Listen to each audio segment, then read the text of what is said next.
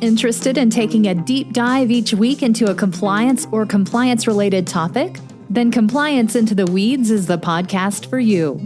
Join Matt Kelly, the coolest guy in compliance, and Tom Fox, the voice of compliance, as they go into the weeds to flesh out a story which you can use to better inform your compliance program. Both you and your compliance program will be the better for listening to this podcast. Compliance Into the Weeds is a production of the Compliance Podcast Network. In this episode, Matt and I continue our exploration of the Wynn Casino's Monitor report. There are two sets of third parties here, those primarily in the supply chain or vendors to the company and customers. And we take a look at how each is different, how each have different risks, and how the risks are managed or in some cases not managed. It's a fascinating study. I know you'll enjoy it. Hello, everyone. This is Tom Fox, the voice of compliance, back again with Matt Kelly, the coolest guy in compliance, for another episode. Today, we're going to pick up on a theme that Matt has been blogging about over the past couple of weeks, and that is the Wynn Monitorship report, a monitorship report we rarely get to see, and Matt has been data mining it for some fascinating information for compliance practitioners, CCO types, and compliance functionaries. So, Matt, first of all, welcome. Hello, Tom. Good to be back. So, Matt, as you looked at this part of the Wynn report, you looked at third parties in a couple of different ways. You want to describe what you were thinking about? Well, I love this monitor report because it's well over 100 pages. And like you said, Tom, when do we get to see these very often? So there's a lot in here. And what intrigued me about Wynn's third parties, and the monitor devoted an entire section to its management of third-party relationships, is that Wynn has, perhaps more than most companies, it has two very different types of third parties it has to worry about, where they have the business third parties, I'll call them, so the independent contractors, gambling promoters, other vendors, agents, and whatnot that have a business relationship with Wynn. I think most companies would say, okay, we get that. But they also have a very significant other type of third party, which are the actual customers that go to Wynn casinos. Wynn likes to call them patrons. Really, it's just customers and gambling people who show up to have some fun. Wynn has to deal with both types of third parties and is very clear in Wynn's own priorities and policies and procedures, and it's also very clear in the monitor's report. Wynn's biggest concern these days is how to reduce the risk of sexual harassment upon its employees. That's what gave Wynn the gigantic black eye about 18 months ago when its founder and CEO, Steve Wynn, he was exposed as being a sexual predator to employees. He got fired. Wynn had all of this revamping of its organization. It led to this compliance monitor with the Massachusetts Gaming Commission. So Wynn has been thinking about how do we quell the risks of sexual harassment from customers who might be getting fresh with employees, and how do we govern our third parties, our business third parties generally, and also make sure that they keep the risks of sexual harassment from business third parties also low, when that's typically not what you do when you're governing third parties. We tend to think about corruption and fraud and whatnot. And nobody wants a sexual harasser in their vendor pool, but it's not the foremost priority for most companies. So they had a lot going on, and that's why it became such an intriguing subject. Well, Matt, let's start with kind of part one of that, which is the business third parties. And you really went into a deep dive on not only what's required in terms of background investigation / due diligence, but the company's internal process for acceptance, declination, or validation of business third parties. You want to walk us through that and what you found either so positive or even unique about their system? Yeah, so Wynn did get positive marks from the monitor for its oversight of business third parties, which is not terribly surprising when you think about it, because casinos are always getting scammed by like everybody, including, their vendors who might be chiselers or fraudsters or whatever, trying to skim off the top. So the casino business knows how to perform due diligence on its business partners and understands that this is something that is a priority the company needs to get right. So they did a good job with that generally. They would screen against 11 different categories of possible trouble with their third parties. And that's everything from information from gambling regulators about the vendor to negative media, litigation, fraud and regulatory breaches from vendors, all the usual stuff, but 11 different categories. And the chief compliance officer at Wynn, who these days is a man named Larry Whelan, who's been there since November of 2018. He's been in the top role. Whelan is in charge of making sure that due diligence is executed against all of these vendors. And then you can get 3 different types of results.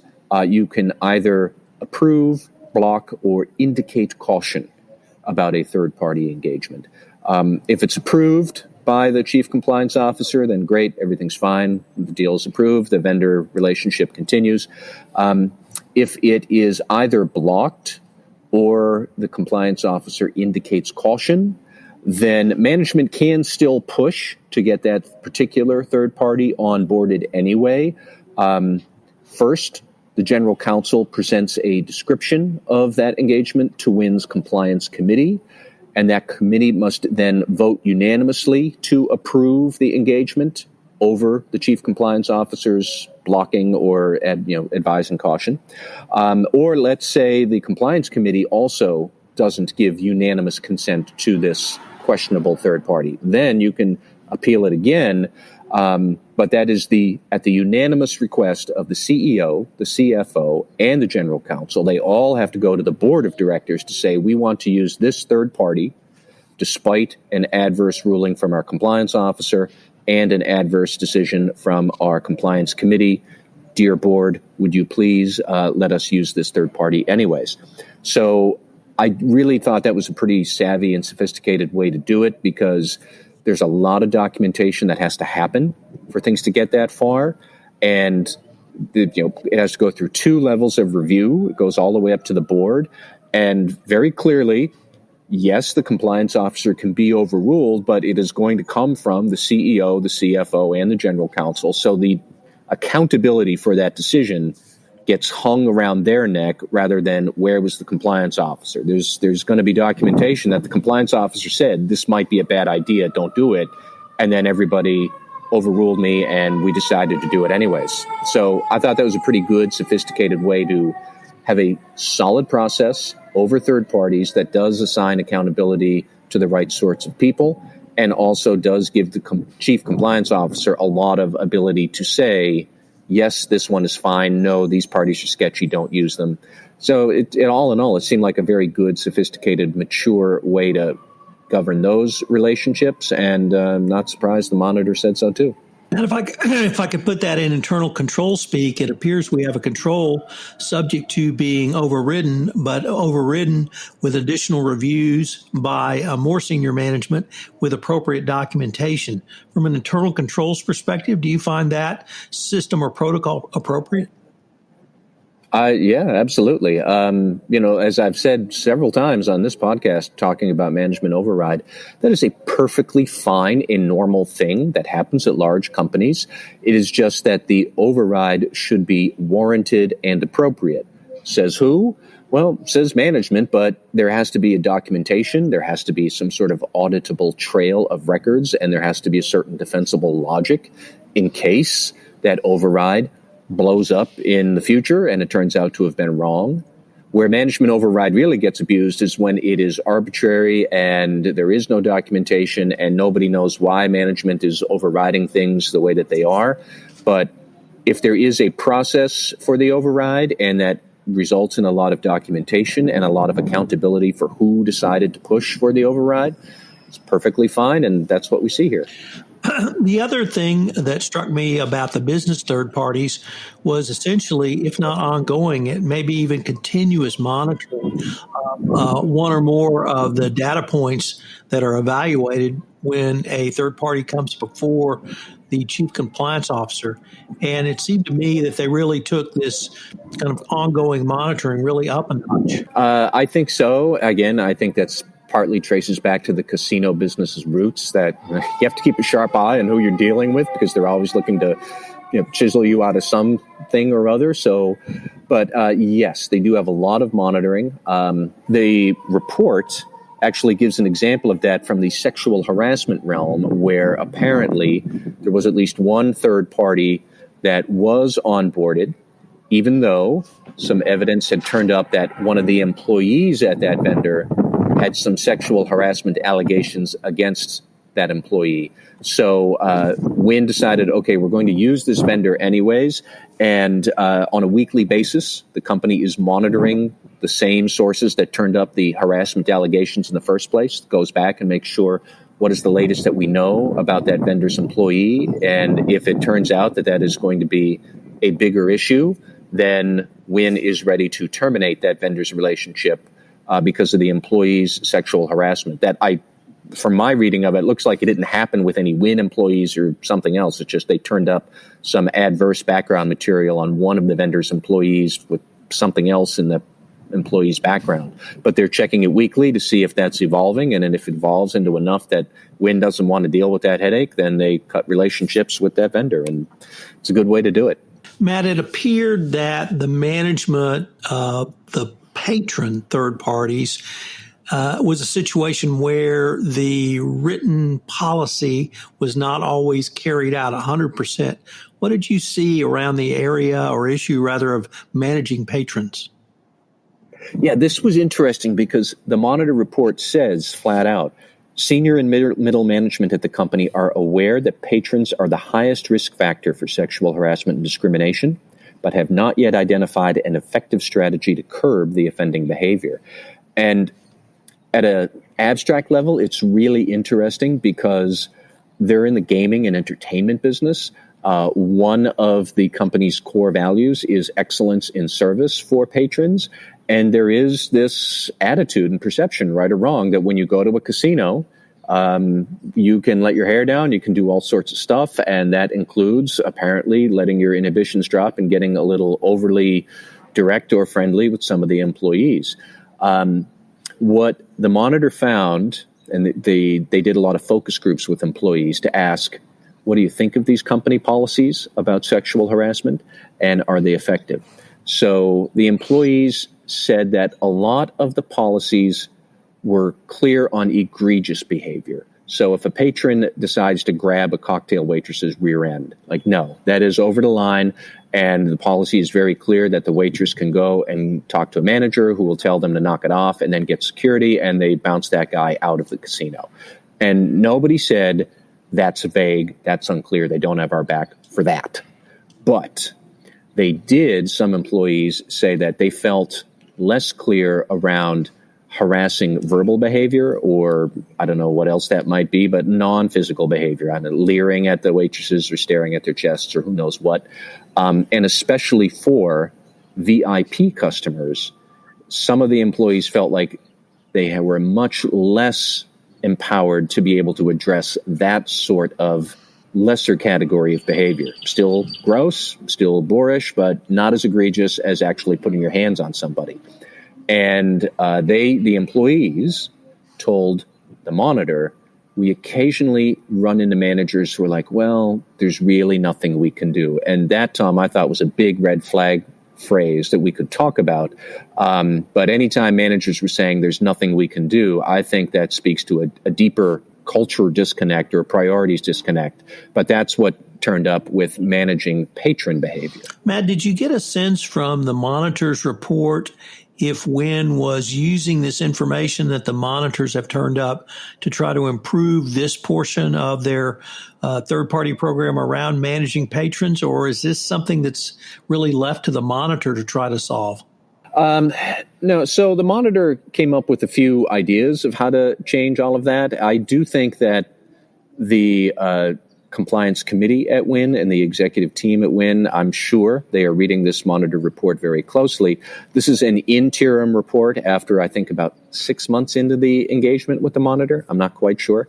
But very clearly, this monitor is going to be around for a while. There are going to be follow-up reports 1 or 2 years into the future, where I would be curious to see if any of the monitor's recommendations, how they do get incorporated into company policy. And the monitor covered a wide range of issues with Wynn. We've so far have only talked about 2 in this podcast, but there's 6 or 7 different categories, each of them with numerous recommendations that the monitor had. I'm not quite sure where Wynn is on implementing them yet. But I wanted to go back to this "there's nothing we can do" phrase, which when a manager says that to an employee, that suggests to me that the manager believes they don't have the discretion to act to fix a problem. So there's some sort of conflict in priorities there. Because if the manager says, "I can't do anything," well, clearly the manager thinks there must be a problem that should be addressed, but I have some other overriding priority that is telling me I'm not there to address it, or I don't have the power to address it. And really, I think that gets to a tension between respect for employees and excellence in service, which we have somehow translated as VIPs can say and do whatever they want and be boorish jerks, which is wrong. It shows that there's still some tensions in the culture at Wynn that need to be unscrewed, for lack of a better word. That probably came out a little bit more vulgar than I wanted, but how they have, there's a certain tension at Wynn about these conflicting priorities that needs to be resolved.